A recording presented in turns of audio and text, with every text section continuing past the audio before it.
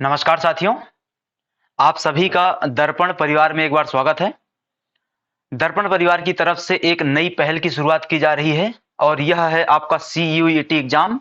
CUET exam अर्थात क्या है, आपका जो कॉमन यूनिवर्सिटी एंट्रेंस टेस्ट है उसका 2023 का जो अब एग्जाम होने वाला है उसके संबंध में हम लोग कुछ नए प्रकार की चीजें प्रारंभ कर रहे हैं।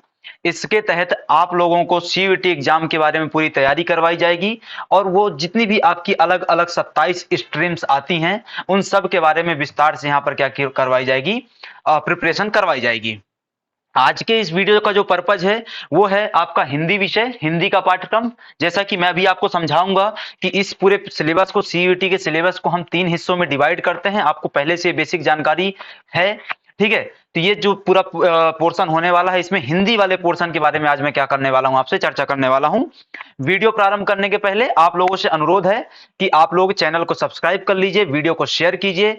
यह वीडियो तीनों प्रकार से उपलब्ध क्या हो सकता है, लाभदायक हो सकता है। 3 प्रकार के लोगों को लाभदायक हो सकता है। एक, कि यदि आप एस्पिरेंट हैं, यदि आप सीयूईटी 2023 में अपीयर होने वाले हैं तो यह वीडियो आपके लिए ही है, आपके लिए ही काम आने वाला है। पहला पॉइंट कि यह चूंकि आप एग्जाम दे रहे हैं तो आप क्या फर्स्ट हैंड हो जाएंगे, आप फर्स्ट हैंड डायरेक्टली समझ रहे होंगे चीजों को।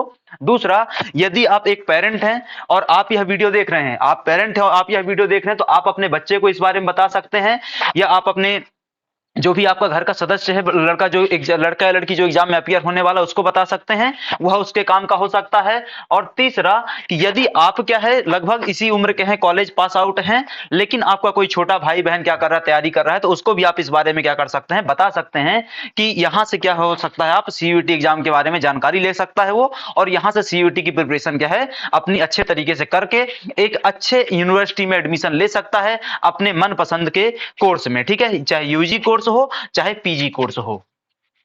तो आज का चूंकि वीडियो हमारा पहले आ गया कि भाई सीयूईटी 2023 में लैंग्वेज सेक्शन में, तो एक मैं जाओ आपको ये लैंग्वेज सेक्शन के बारे में बताने के पहले एग्जैक्टली ये समझा देता हूं कि इस सिलेबस में लैंग्वेज सेक्शन आता कहां पर है, ठीक है। उसके बाद हम क्या करेंगे, आपके साथ आगे की चर्चा करेंगे, ठीक है। आज के सिलेबस में जो हम लैंग्वेज सेक्शन पे बात करेंगे वो एग्जाम पैटर्न पे बात करेंगे। दूसरा, सिलेबस का डिस्कशन क्या है। तीसरा, मैं आपके साथ साथ ये डिस्कशन करूंगा कि वर्ष 2022 में, ठीक है, वर्ष 2022 में सीयूईटी का जो पहला एग्जाम हुआ था, ठीक है, सीयूईटी का जो पहला एग्जाम हुआ था उसमें किस एग्जाम पैटर्न के आधार पर अथवा क्या क्या लेवल पर जाकर के क्वेश्चन पूछे गए थे हिंदी विषय के, ठीक है। और धीरे धीरे हम क्या करते जाएंगे, अपनी प्रोसेस को आगे बढ़ाते जाएंगे। तो जैसा कि मैंने कहा कि सीयूईटी हिंदी में जाने के पहले मैं आपको एक बार थोड़ा सा क्या करता हूं, सिलेबस समझा देता हूं कि सिलेबस के अंदर क्या क्या बातें आती हैं।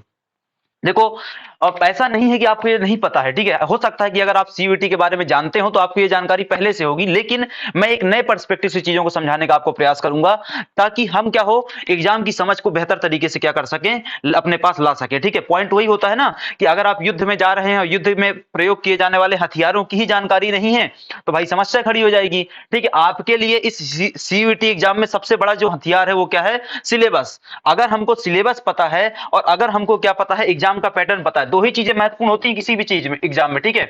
यदि आपको क्या पता है, सिलेबस पता है, और दूसरा कि आपको एग्जाम का पैटर्न पता है, ठीक है, तो क्या हो जाती है, हमारी कहानी यहीं आधी खत्म हो जाती है। आधा काम हमारा यहीं पे हो जाता है। क्यों? क्योंकि पैटर्न पता होने का मतलब है कि आपको एग्जाम की गहराई पता है, आपको एग्जाम की क्या है, डेप्थनेस पता है। आपको यह पता है कि एग्जाम में कहां कहां से कितने कितने लगातार प्रश्न पूछे जा रहे हैं, पहला पॉइंट। दूसरा पॉइंट, सिलेबस। तो सिलेबस पता होने से यह होता है कि हमको किस रास्ते पर चलना है। पॉइंट वही है ना कि भाई हिंदी का है, अगर हिंदी में बात करेंगे, हिंदी भाषा और हिंदी साहित्य की बात की गई है, हिंदी व्याकरण हिंदी साहित्य की, हिंदी व्याकरण और हिंदी साहित्य का सिलेबस अथाह है, लेकिन आपको तो सिर्फ उतना ही पढ़ना है ना जितना एग्जाम में आता है, ठीक है। तो सिलेबस की हमको समझ होना बहुत ज्यादा आवश्यक है, और पैटर्न की, ठीक है। तो इसमें जाने के पहले हम ये समझ लेते हैं कि एग्जैक्टली इस पूरे एग्जाम में, एग्जैक्टली इस सीयूईटी के पूरे एग्जाम का क्या है, सिलेबस क्या है, उसको पहले एक बार देख लेते हैं, ठीक है। देखो, सीयूईटी के पेपर को 3 हिस्सों में क्या किया गया है, डिवाइड किया गया। सीयूईटी की जो पूरी परीक्षा होती है उसको 3 हिस्सों में डिवाइड किया गया है बच्चे, ठीक है। कौन कौन से? खंड 1 में, ठीक है, सेक्शन 1 जिसको बोल सकते हैं, खंड 2 जिसको सेक्शन 2 बोल सकते हैं, और खंड 3 जिसको हम सेक्शन 3 के नाम से जानेंगे, सेक्शन 3 के नाम से जानेंगे, ठीक है। अब ये जो खंड ए है आपका या खंड 1 है, इसको फर्दर 2 हिस्सों में डिवाइड किया गया है। इसको फर्दर दो हिस्सों में डिवाइड किया गया है, जिसमें पार्ट ए आता है जिसको हम बोल सकते हैं सेक्शन 1A बोल सकते हैं, और पार्ट बी आता है जिसको हम सेक्शन 1B बोल सकते हैं। जो सेक्शन 1A है वो किससे डील करता है? लैंग्वेजेस से डील करता है, और जो सेक्शन 1B है वो भी किससे डील करता है? लैंग्वेजेस से डील करता है। यहां पे अंतर है दोस्त, यहां पे दोस्त अंतर है। क्या अंतर है? कि जो सेक्शन 1A है ना, इसमें अलग प्रकार की लैंग्वेजेस हैं। अलग प्रकार की लैंग्वेज मतलब यहां सिर्फ भारतीय भाषाओं को रखा गया है। किनको रखा गया दोस्त? इंडियन लैंग्वेजेस को रखा गया है। ठीक है, यहां पे किनको रखा गया है? सिर्फ और सिर्फ इंडियन लैंग्वेजेस को रखा गया है। ठीक है, ध्यान रखेंगे कितनी भाषाएं रखी गई हैं वहां पर? 13 भाषाएं रखी गई हैं। कितनी भाषाएं रखी गई दोस्त? 13 भाषाएं। आपको उनमें से कोई एक भाषा का चयन करना है।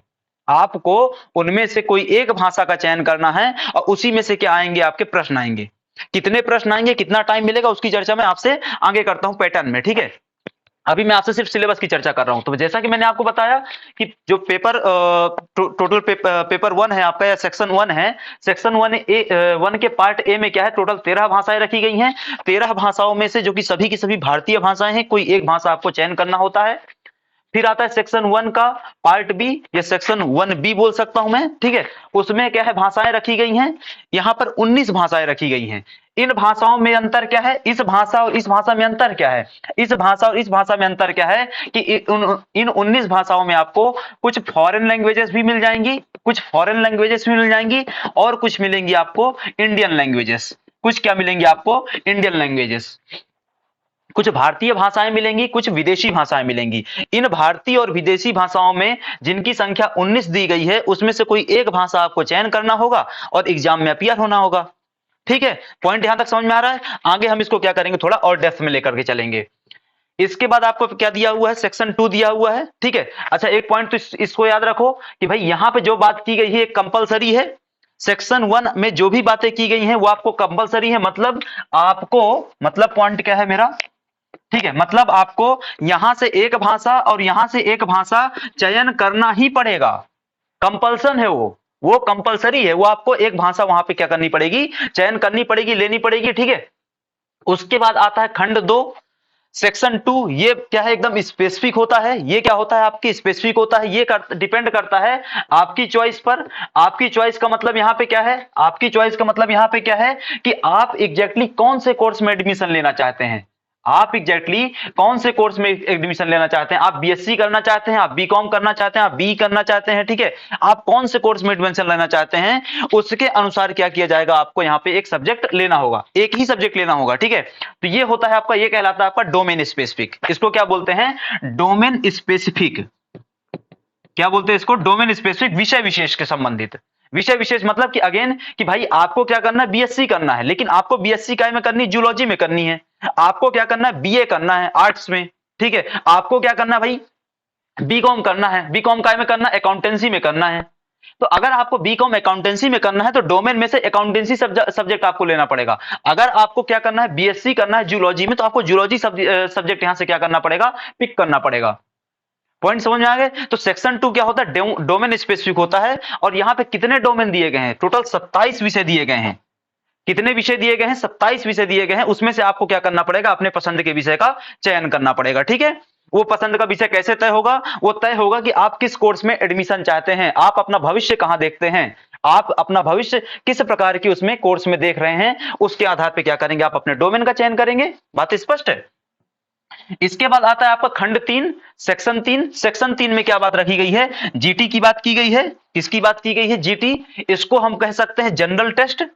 इसको हम क्या कह सकते हैं? General test. ठीक है, किस चीज का जनरल टेस्ट लिया जा रहा है भाई? किस चीज का जनरल टेस्ट लिया जा रहा है? अगर मैं आपसे मोटा मोटा कहूं दोस्त, ठीक है, किस चीज का जनरल टेस्ट ये लोग ले रहे हैं, इसको मैं आपसे कहूं तो ये क्या, किस चीज का ले रहे हैं? जनरल नॉलेज का ले रहे हैं। किसका ले रहे हैं? जनरल नॉलेज का ले रहे हैं, करंट अफेयर का ले रहे हैं आपसे टेस्ट। ठीक है, इसके अलावा किससे ले रहे हैं? रीजनिंग वाला पोर्शन जो होता है आपका। ठीक है, रीजनिंग वाला पोर्शन। इसके अलावा क्या हो जाता है आपका? मैथमेटिक्स वाला पोर्शन। ठीक है, इसके अलावा क्या? मैथमेटिक्स वाला पोर्शन। तो इस प्रकार की चीजों को जनरल टेस्ट में समाहित किया गया है। अगेन कि जिस प्रकार से ये कंपल्सन था, यहां से एक एक विषय चयन करना था, वैसे ये भी कंपल्सन है, इसको देना ही पड़ेगा। इसको भी देना पड़ेगा, लेकिन यहां से आप अपने डोमेन के अनुसार या अपने कोर्स के अनुसार विषय का क्या कर सकते हैं? चयन कर सकते हैं। तो ये तो क्या हो गई बातें? मोटा मोटा सिलेबस की हो गई। इनके अंदर के सिलेबस क्या है उस पर मैं अभी नहीं जा रहा हूं, क्यों? क्योंकि हमारा क्या है उद्देश्य हिंदी वाले पोर्शन को कवर करना।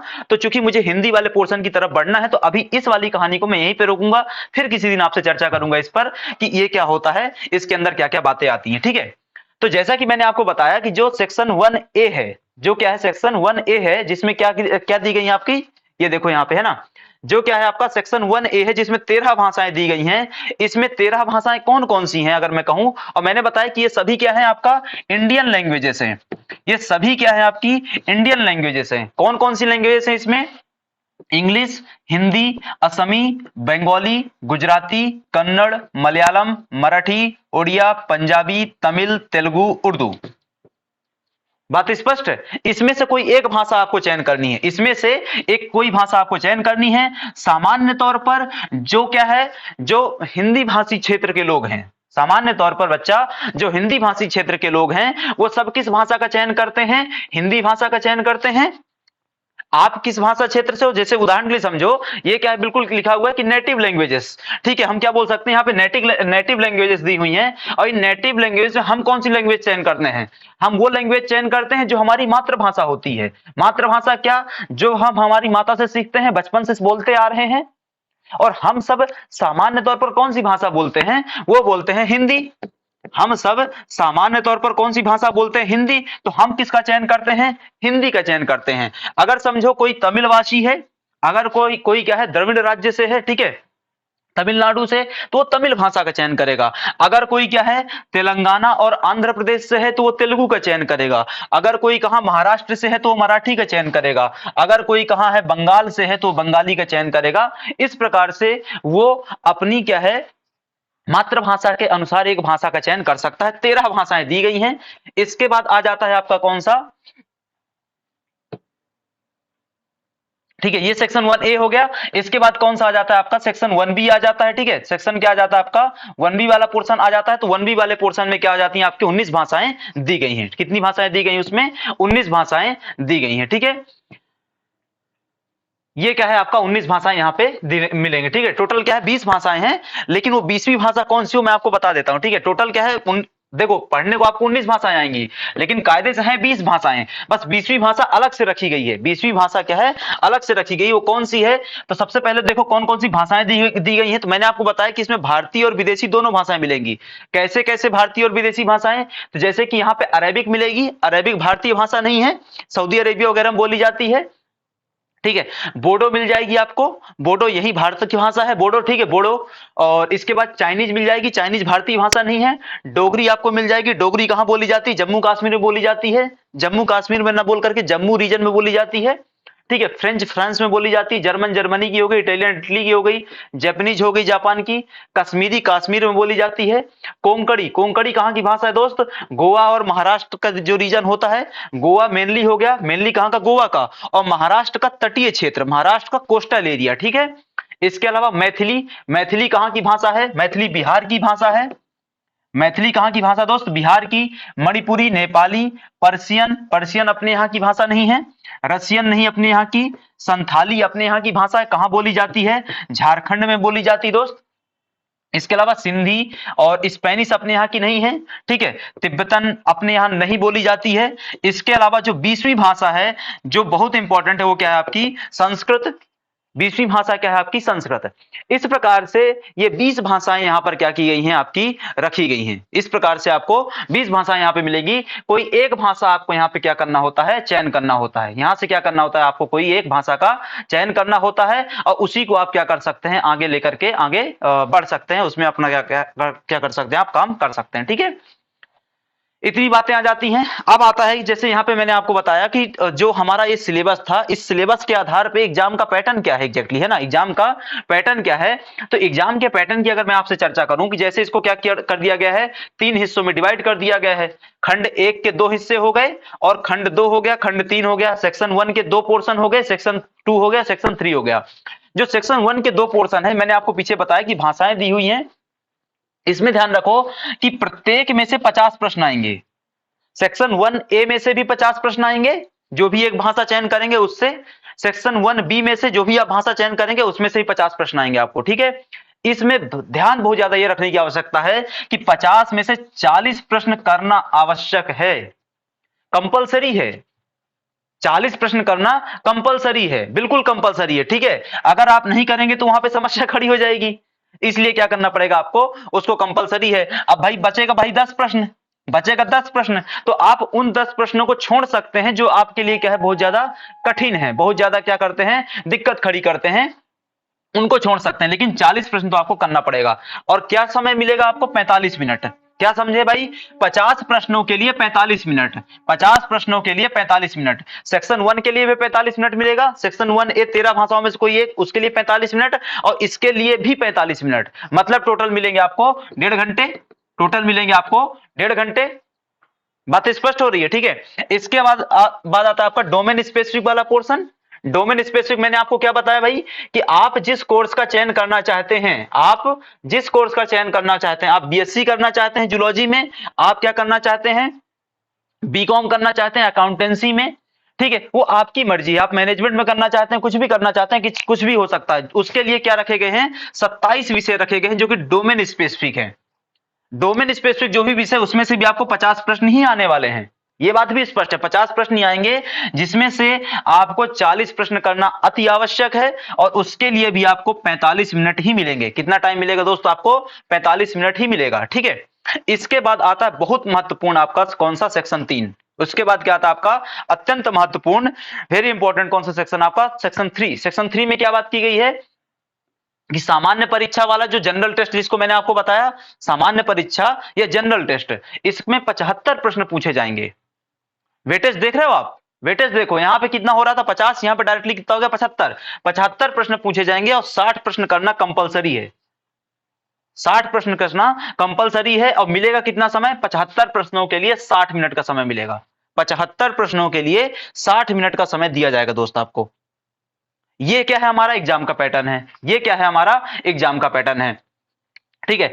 अब मैं आ जाता हूं आपसे इस बात पॉइंट पे, जो हमारा क्या है आज का बिंदु है। आज का बिंदु हमारा क्या है, हमको हिंदी वाले पोर्शन पे क्या करना, थोड़ा सा ध्यान केंद्रित करना है, हिंदी वाले विषय पे ध्यान केंद्रित करना है, ठीक है। कि जो आपका लैंग्वेज सेक्शन में हिंदी को जो लोग चयन करेंगे, उनके लिए यहाँ पे क्या क्या देखने को मिलेगा, ठीक है। तो भाषा अनुभाग के प्रश्न निम्नलिखित विषयों से देखने को मिलेंगे। निम्नलिखित विषय मतलब मैं आपको आगे बता रहा हूं कौन कौन से विषय, ठीक है। भाषा अनुभाग, questions from the languages section will be from the following topics but not limited to. दरअसल पूरे सिलेबस में सबसे भारी लाइन यही है, पूरे सिलेबस में सबसे बोझिल लाइन यही है। कौन सी बोझिल लाइन, यही भाई, ये वाली, but are not limited to. But और नॉट मतलब, लेकिन इन्हें तक यहीं तक सीमित नहीं है। मतलब उनने क्या किया, आपको समझो कि ये क्या है, खाना दिया गया है, आपको खाना दिया गया, बताया गया है कि ये क्या है, गुलाब जामुन रखा है, ये क्या है, रबड़ी रखी हुई है, 4-5 चीजें बता दी गई, और साथ ही ये भी बता दिया गया कि बेटा सिर्फ इतना ही नहीं और भी है, इतना ही नहीं और भी है। वही यहां पे किया गया है। इनने क्या कर दिया भाई, सिलेबस में 5 पॉइंट लिख दिए, 6 पॉइंट लिख दिए, और आखिरी में लिख दिया कि सिर्फ यहीं तक सीमित नहीं है। और जो सिर्फ यहीं तक सीमित नहीं है, उसकी सीमा क्या है, ये उन्हें बताया नहीं।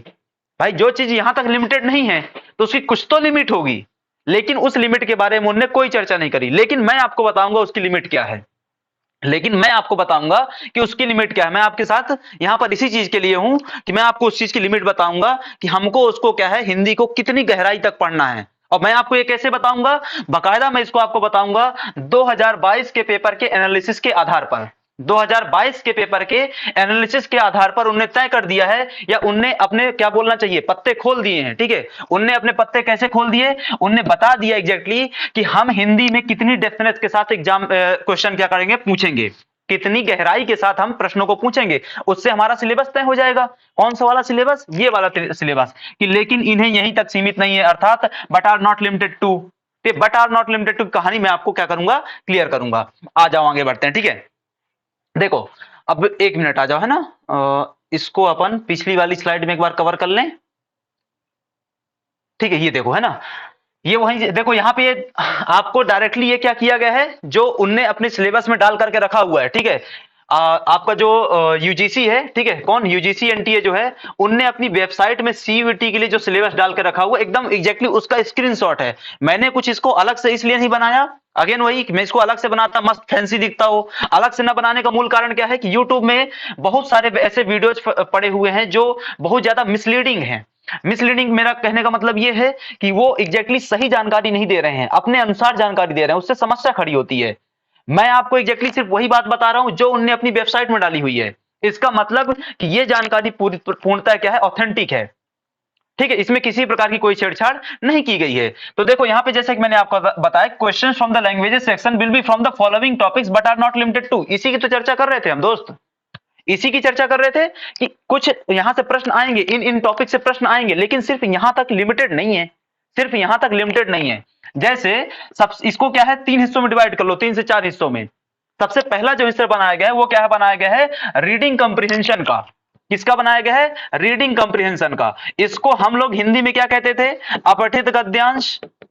अपठित गद्यांश भाई अभी जस्ट आपका पेपर हुआ होगा, अभी जस्ट पेपर हुआ होगा, ये 10वीं 11वीं कक्षा में भी आपने दिया होगा। अपठित गद्यांश आता है, रीडिंग कंप्रीहेंशन आता है। और उसमें रीडिंग कंप्रीहेंशन होता क्या, सिंपल सा, अभी मैं आपको इसको डिटेल में समझाऊंगा, बट सामान सा होता क्या है कि आपको एक गद्यांश दिया होता है, आपको एक लेख दिया होता है, एक आर्टिकल दिया होता है, और उस दिए गए आर्टिकल या लेख में से क्या करना होता है, आपको 4 से 5 प्रश्न दिए होते हैं, उनका उत्तर वहां ढूंढना होता है। सबसे आसान प्रक्रिया यही होती है। देखो अपठित गद्यांश के लेवल होते हैं, ठीक है, अपठित गद्यांश के लेवल होते हैं। आपको सबसे बेसिक लेवल का पूछा जाएगा, आपको सबसे बेसिक लेवल का पूछा जाएगा। क्यों भाई, मतलब बोले सर आप ऐसा कैसे बोल सकते हैं सिर्फ बेसिक लेवल का पूछा जाएगा, नहीं। आज आपका जो एनटीए है उसने साफ साफ बोला हुआ है, उनने अपनी वेबसाइट में साफ साफ बोला हुआ है कि हम 12th के बेसिस पर ही क्या करेंगे, आपके अपठित गद्यांश पूछेंगे। और 12th के बेसिस के अगर के आधार पर यदि क्या करते हैं वो अपठित गद्यांश पूछते हैं, जैसा कि उन्होंने 2022 के एग्जाम में किया है। ठीक है, तो भैया वहां पे क्या होने वाला है, एकदम बेसिक अपठित गद्यांश आएंगे। बेसिक अपठित गद्यांश क्या होता है मैं आपको समझाऊंगा, ठीक है।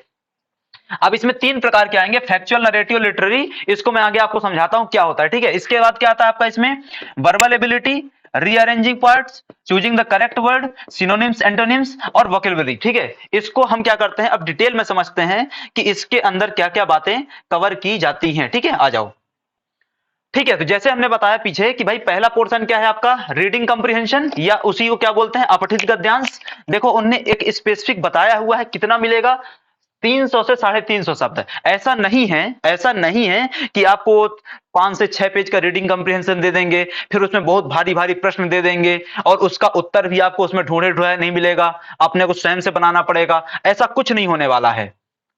मैंने आपको जस्ट बोला ना, यूट्यूब में क्या कर दिया गया है, आपको बहुत ज्यादा मिसलीड किया जा रहा है। ऐसा कुछ नहीं होने वाला है।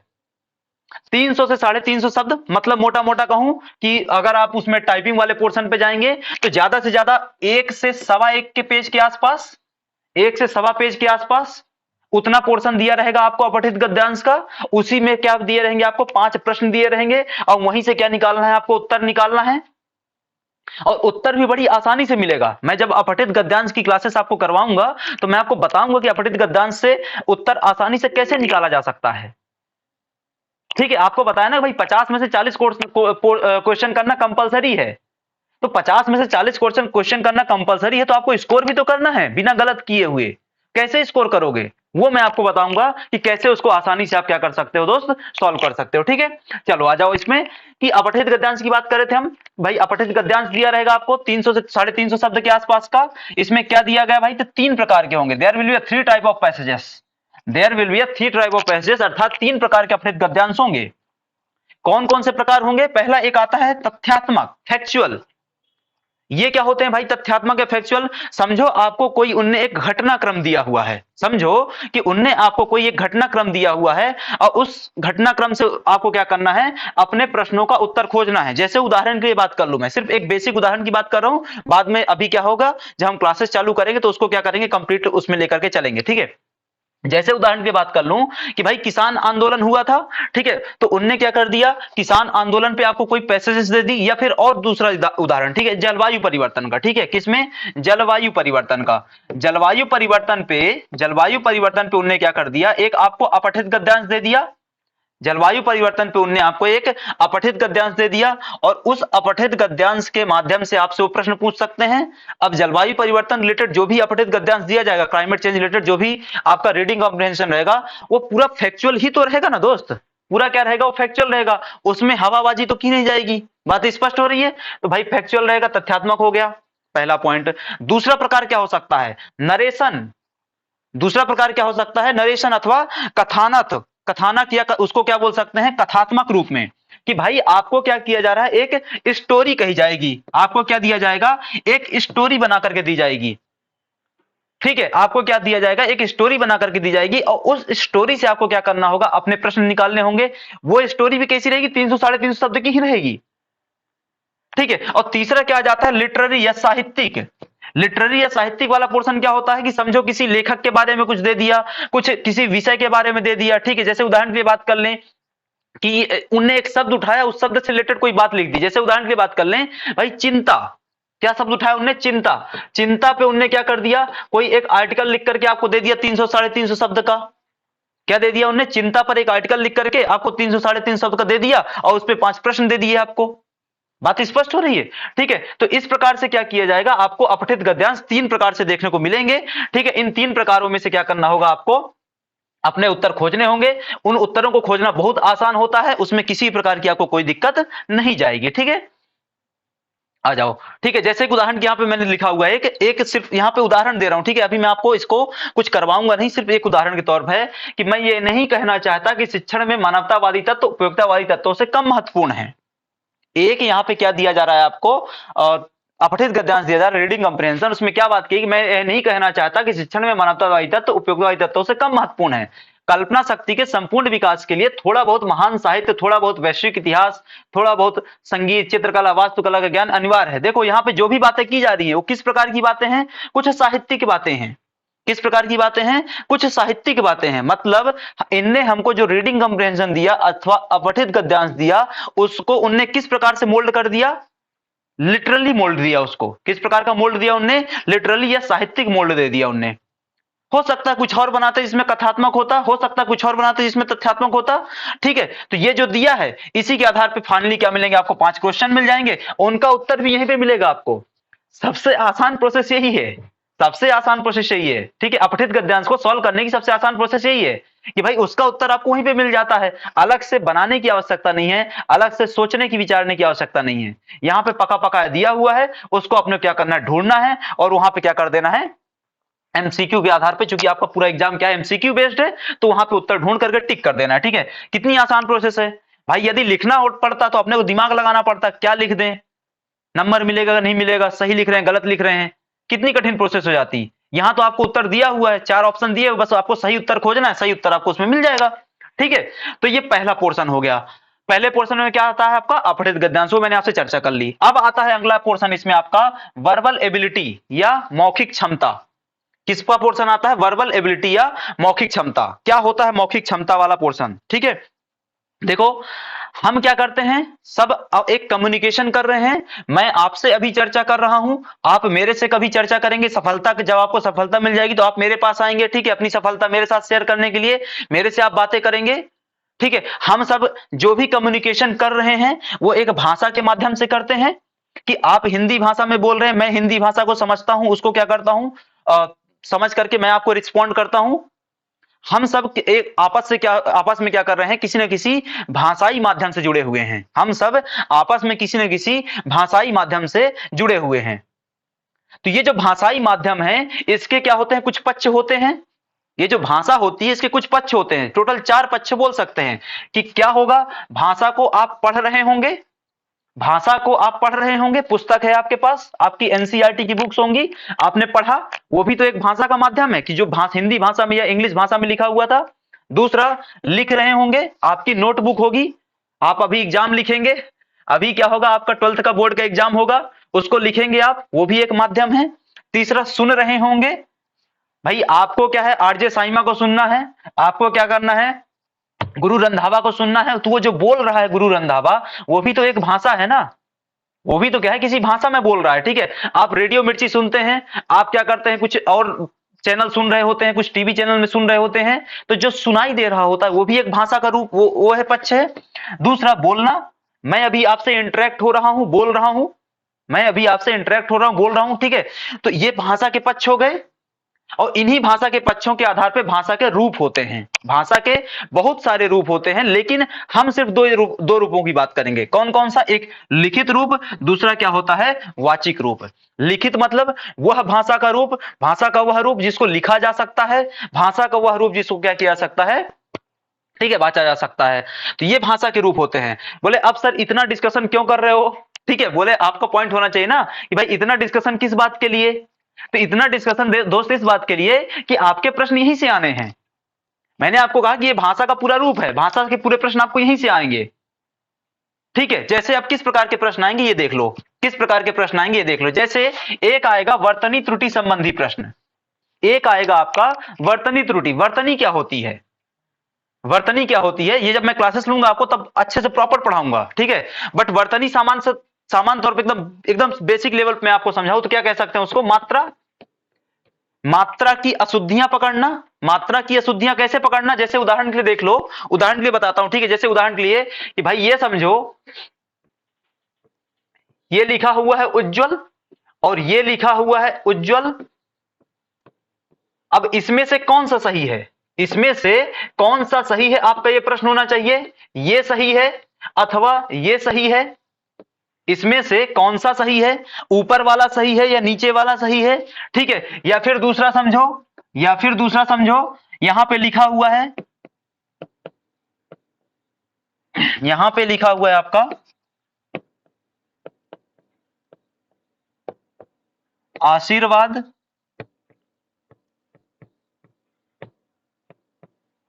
आशीर्वाद। अब इसमें से आपका प्रश्न होना चाहिए कि इसमें दोनों में से कौन सा सही है। मैं आपको बात कर रहा हूं ना वर्तनी शुद्धि, वर्तनी त्रुटि संबंधी प्रश्न आ सकता है। आपको क्या करना पड़ेगा? चार ऑप्शन दिए होंगे, उसमें से जो गलत होगा उसको स्पॉट करना पड़ेगा, अथवा तीन सही होंगे एक गलत होगा तो गलत को स्पॉट कर लो, या फिर क्या हो जाए वो कुछ और घुमा करके प्रश्न दे सकते हैं। हम उनको प्रश्नों के पैटर्न को समझेंगे लगातार धीरे धीरे जैसे क्लासेस बढ़ेंगी। बट अभी के लिए कि आपको एरर स्पॉटिंग करना है, त्रुटि संबंधी सब क्या आता है कि आपको एरर को क्या करना है? स्पॉट करना है, ठीक है। वो एरर किस प्रकार से? जैसे उदाहरण के लिए दे दिया आपको मैंने उदाहरण कि इसमें से कौन सा सही है। तो भाई इसमें जैसे क्या होता है आपका, एक मिनट यहां पे है ना, इसको सही कर लो, दोनों सेम लिखा गया ना, उज्जवल, ठीक है।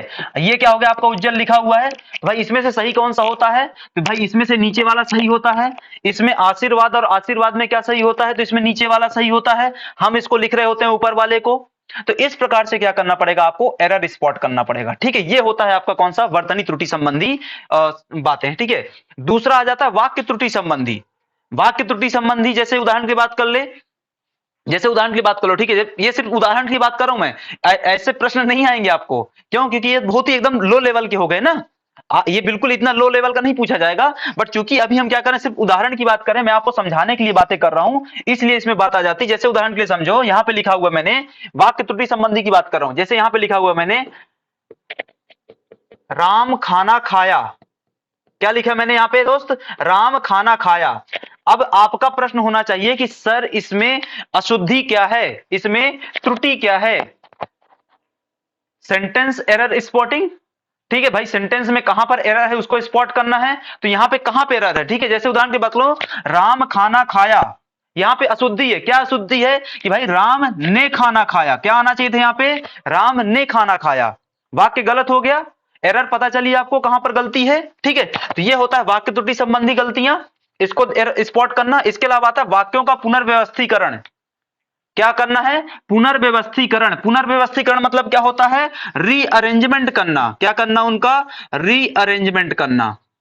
रीअरेंजमेंट का मतलब क्या होता है कि समझो, इसको आ जाओ नई स्लाइड में, ठीक है, नहीं इसी में आ जाओ, चलो, है ना। इसमें क्या होता है समझो इसको कि आपको क्या दिया जाएगा? चार ऑप्शन दिए जाएंगे। आपको क्या है? चार ऑप्शन दिए जाएंगे, और इन चार ऑप्शन को क्या करना होगा? आपको रीअरेंज करके एक ऐसा सेंटेंस बनाना होगा जो क्या हो? मीनिंगफुल हो, जो क्या हो? सार्थक हो। जैसे उदाहरण की बात कर लो, ठीक है। जैसे उदाहरण की बात कर लो सिंपल सा, कि यहां पे एक लिखा हुआ है राम, ठीक है। यहां पे लिखा हुआ है ने, यहां पे लिखा हुआ है खाया, यहां पे लिखा हुआ है खाना, ठीक है। ये सिर्फ मैं आपको उदाहरण के लिए समझा रहा हूं, ठीक है। इसको अभी क्या है उतना डीप में जाकर के बहुत ज्यादा समझने की आवश्यकता नहीं है। ये सिर्फ उदाहरण के लिए इसलिए इतना आसान बना रहा हूं, ठीक है, वरना क्या हो जाएगा, कठिन शब्द आने वाले, इतने आसान नहीं आने वाले, ठीक है। अब यहाँ पे समझो ये 4 सेंटेंस दिए हुए हैं आपको, इन 4 सेंटेंसेस को मिला करके, इन 4 क्या बोलना चाहिए उनको, उपवाक्यों को मिला करके आपको एक वाक्य बनाना है जो क्या हो, पूर्ण रूप से सार्थक हो, पूर्ण रूप से क्या हो, मीनिंगफुल हो।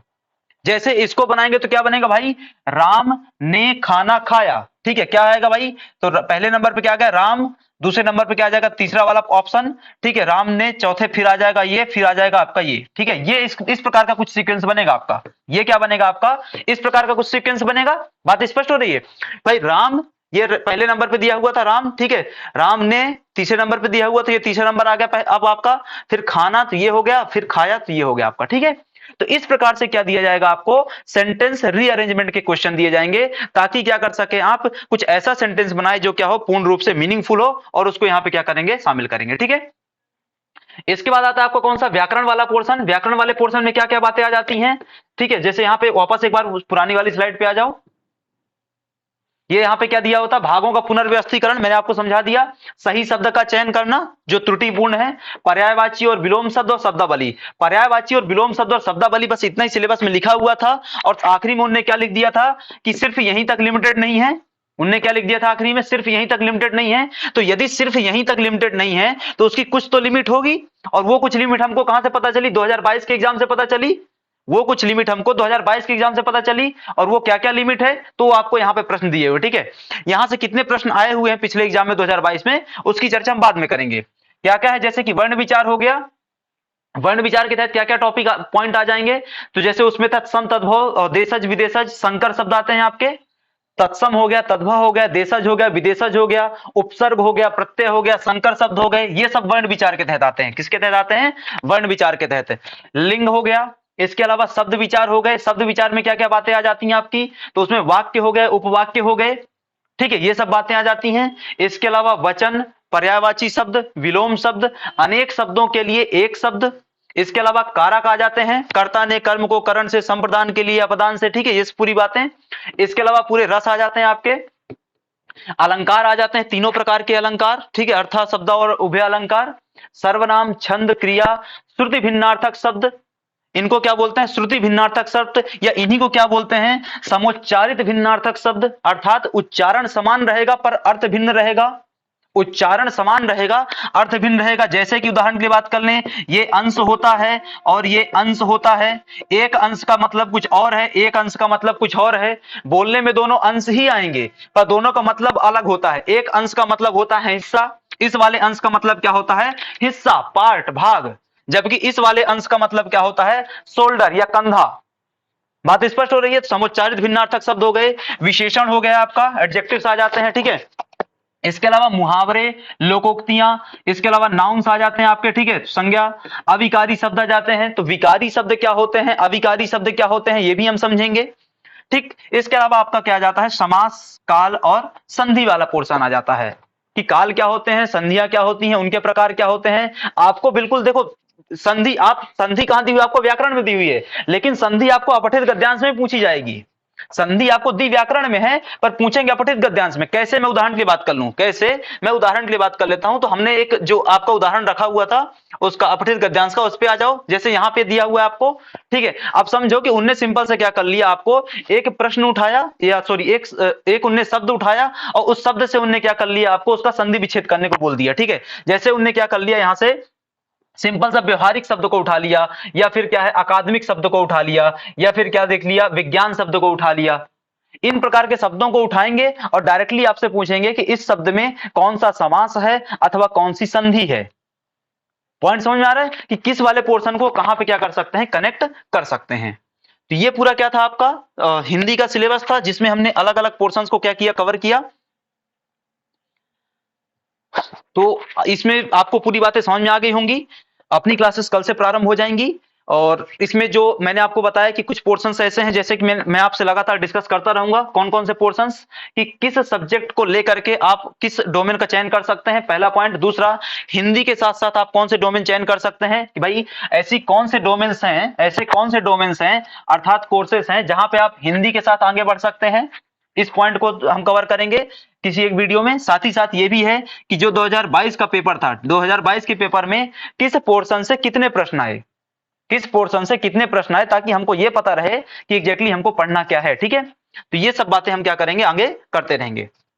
तो अभी के लिए इस क्लास को यहीं पर विराम देंगे, मिलेंगे आपसे फिर एक बार, तब तक के लिए आप सभी का धन्यवाद।